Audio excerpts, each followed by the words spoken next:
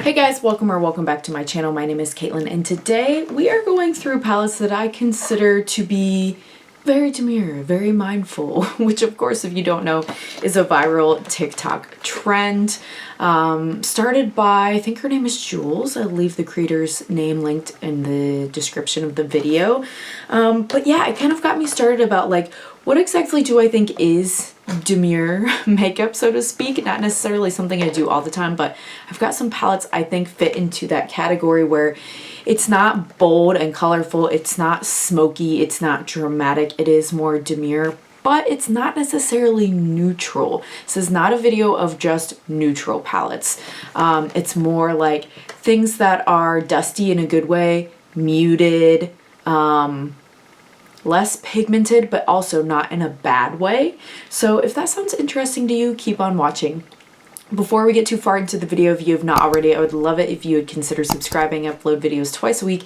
It's totally free to subscribe, and I would love to have you back again on the channel to talk all things makeup. So I've got 10 palettes here that I think fit into this very demure, very mindful category.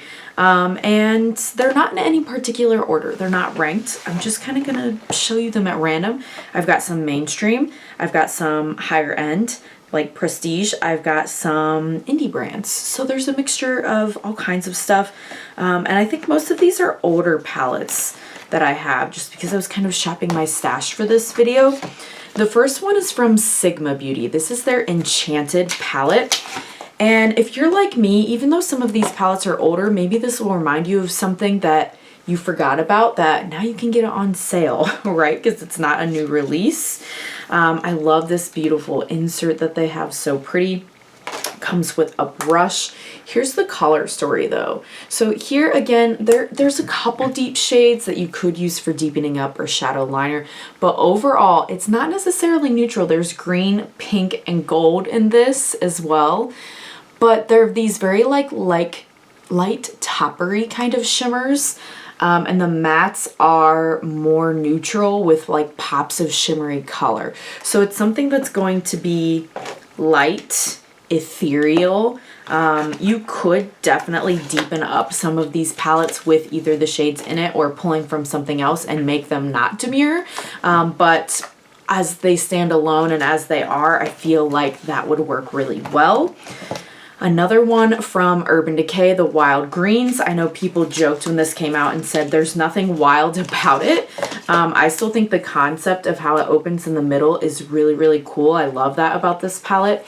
And here it is. Again, there is some neutralness to it, but like there's a lot of green. But this is a great one too. I feel like I could have also labeled this video to be like kind of colorful palettes that you could wear to work and not feel like you're going clubbing. Is that going to be the subtitle of the video? But yeah, this one again, the shimmers in a lot of these too, they're not going to be like multi-chromes or like molten liquid metal, but they're good quality and they look pretty. That's what I was looking for when I was picking these. And that's how I feel about this palette as well. Just all of them, they fit into that category. Let's see here. I've got from Colourpop, the All Amethyst palette. This one is, of course, primarily amethyst or purple, but a lot of them are, ooh, I've got a crumbly shade here. A lot of them are, again, muted shades. So you've got a couple like this deeper shimmer, but overall it's going to be a super, I was going to say blush tone, but not all of these are even blush tone, like the green, just light. And that to me was what I was looking for. You guys can let me know. Maybe you think that demure is a different definition. I would love to hear in the comments what you think. Anastasia Beverly Hills. This is the Primrose palette. It's got some like rosier tones in it. This one's probably the closest to actually neutral, but it's not like browns. It's more rosy tones. But again, not everything has to be rosy or neutral to be more muted or subdued. And I think these palettes are beautifully subdued in the best way. From What's Up Beauty, the Geodes palette. palette. This I love for travel. Oh, it's so compact and wonderful. And I wish more brands did this size of pans. It's so hard to go through eyeshadow. I would love to just pay a lesser price point and have this size. I'm keeping the clear plastic on because I've got a couple crumbly ones here, but these shimmers again are just a beautiful like toppery shade. We have purple and green and yellow and even one of these kind of like berry to blue shifty ones in here, but it is not bold dramatic color. I think this is probably the oldest one in this video, the Glamla Ice Cream palette.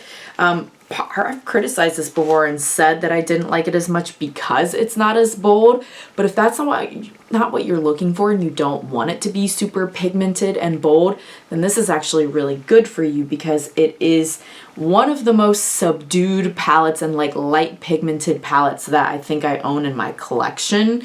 And there's so much color here. And it looks like a pastel palette, but these do not show up on the eye as bright as what they look like. So it's not even that I'm saying pastel is demure. It's just like the pigmentation, I think, is what, or like the tones of it is kind of what I was thinking of. This is the one other Colourpop one I put in here. This is the Control Alt Glam collab they did with Mariale. And it's got blue even in it and some kind of like orangey coppery shades, but everything is just so beautifully muted. I love it so much. I think Colourpop in general is a great brand for that. I don't have it, but I know like the Sage the Day palette is also one of those like muted kind of dusty green shades. It's really, really pretty, that whole palette. My last prestige one here, Huda Beauty, the Mercury Retrograde. This has green, this has purple. It's also got some rosy tones. It's got gold. Yeah, and it does too have like a darker shade, darker shimmer, but this one is really, really just very good quality. I love the mattes in that one so much. Another kind of older one that's discontinued from Nomad Cosmetics. Again, this one, sure, it's got pastels in it, but they're also not bright pastels. A lot of them are satins, and there is like gray in here too, but this bottom row of shimmers, very demure, very mindful. Love this one so much. I haven't given it a shout out in a while. I know you can't get it, but if you own it, it's your time to take it out. It's your reminder. Use it. It's fabulous. Oh, and the very last one, this is my 10th one, from Blend Bunny, the Dollhouse. This is actually the palette that came to mind first when I was making this video. This is the first one I thought of because again, it's not all neutral. There's purple, there's green, there's pink, there's blue with the shimmers, but like this section, and even here, there's an orange matte, there's a green matte, but because of the way the undertone is and that they're muted, it still makes it very like day-to-day friendly. I feel like this is probably like, if you had to get anything in this whole video, this is the one that I would say do it. You've got options to deepen things up and not make it that demure look, but that one is the palette that started it all for this video concept. So let me know if you like this video below. Are there other categories of eyeshadow you would like to see recommendations for, right? Because I know it's easy to say like, ooh, the best shimmer eyeshadow, ooh, the best bold eyeshadow, but I think some of these other categories go a little skipped over, forgotten. So yeah, thanks so much if you made it all the way to the end. I appreciate you, and I hope to see you again on the next one. Bye!